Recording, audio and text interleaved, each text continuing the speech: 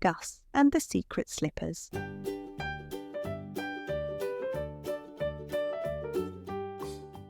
Once upon a time, in a little old shed at the edge of the forest, lived a little mouse named Gus. Gus was not like other mice. Other mice liked to sneak crumbs, scurry about and squeak loudly in the night. But Gus liked to eat, yes, and sleep, yes. But most of all, Gus loved to make things. He sewed tiny blankets from scraps. He knitted scarves with bits of wool. He patched holes in pockets and hems. If something was torn, Gus's paws could stitch it back together. Gus wasn't alone, of course. He had two best pals, Pip and Nib.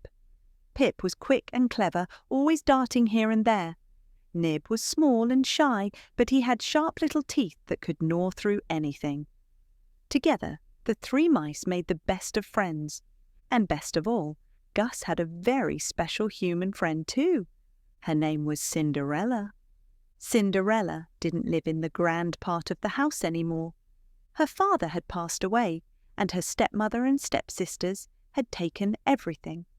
Now, Cinderella lived in a shabby shack outside, and she worked all day doing chores. She swept the floors until her hands ached. She scrubbed the pots until they shone. She carried heavy buckets of water, and often her dresses tore and ripped. But Cinderella never scolded or shouted. She was always kind.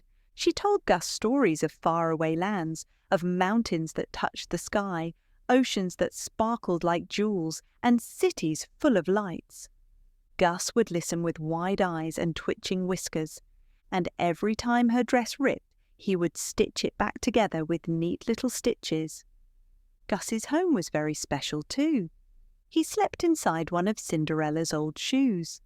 It was the prettiest shoe she had ever owned from when she was a little girl. No one wore it anymore, but Gus cleaned it, padded it, and kept it safe. To him, it was the finest bed in the world. For 1 whole year, Gus was keeping a secret. He had been working on a gift for his dearest friend, Cinderella. He was making her a new pair of slippers. They were not ordinary slippers. They were stitched from soft, silvery cloth he had found in the attic. They were lined with tiny pearls that had once fallen from a necklace. And the thread shone golden in the sunlight. Every night when the house was quiet, Gus worked on the slippers, and now they were nearly finished. He planned to give them to Cinderella on her birthday. One morning, the town crier announced exciting news. The prince was holding a grand ball at the palace. "Every young lady is invited," he declared. "The prince wishes to dance and choose his bride." The stepsisters squealed with glee. "New dresses, new shoes! Oh, how the prince will adore us!" They clapped their hands and ran off to order fine gowns. Cinderella whispered, "Oh, Gus, wouldn't it be lovely to go just once?" Gus's whiskers twitched. He scurried to his secret hiding place, and with a proud squeak he pulled out the slippers he had made. "For you!" he squeaked. Cinderella gasped. "Oh, Gus, they're beautiful! They're the loveliest slippers I've ever seen! I wish I can wear them to the ball!" But before she could say more, her sisters stormed in. "You? To the ball? Ha! Who would want to see you in rags?" And they locked Cinderella in her room. That night, when the stepsisters had left for the ball, Cinderella sat crying. But then, poof! Her fairy godmother appeared. "You have been kind and patient, dear child," the fairy said. "Tonight you shall go to the ball." With a wave of her wand, Cinderella's torn dress became a gown of shimmering blue.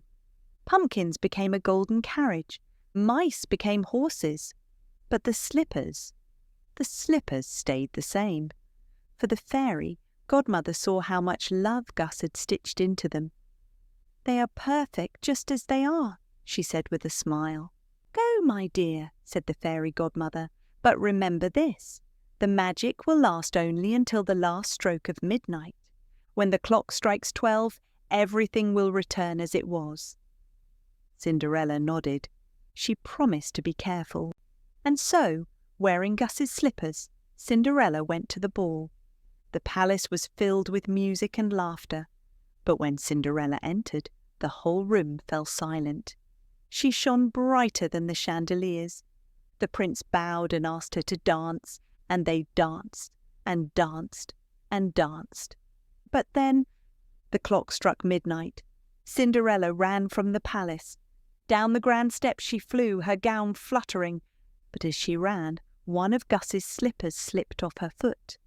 The prince picked it up gently. "I shall find her," he declared. "I shall find the one who wore this slipper." The next morning, the prince and his messengers went from house to house. "Every young lady must try on the slipper," they shouted, "for she who fits it shall be the prince's bride." At last they reached the house where Cinderella lived. The stepsisters rushed forward. "Me first! Me first!" But no matter how hard they squeezed, their feet would not fit. Gus heard the sisters whisper, "Don't let the girl from the shack out. She'll spoil everything." He scurried to Pip and Nib. "We must help Cinderella," he squeaked, and they quickly formed a plan.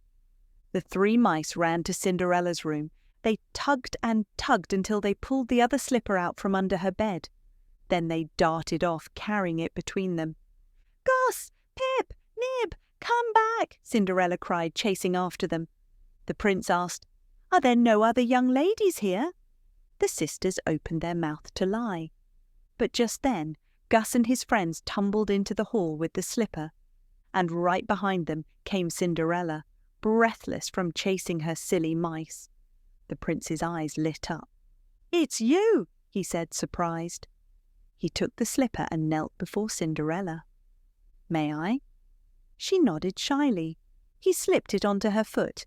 It fit perfectly, of course it did, because Gus had made it just for her. The very next day, the prince and Cinderella were married in the grandest wedding the kingdom had ever seen. Gus, Pip, and Nib had the best seats in the house. After the wedding, Cinderella leaned down and whispered, "Thank you, my little friend. Without you, none of this would have happened." Gus squeaked happily, his whiskers twitching. The palace tailor noticed the tiny mouse with the clever paws.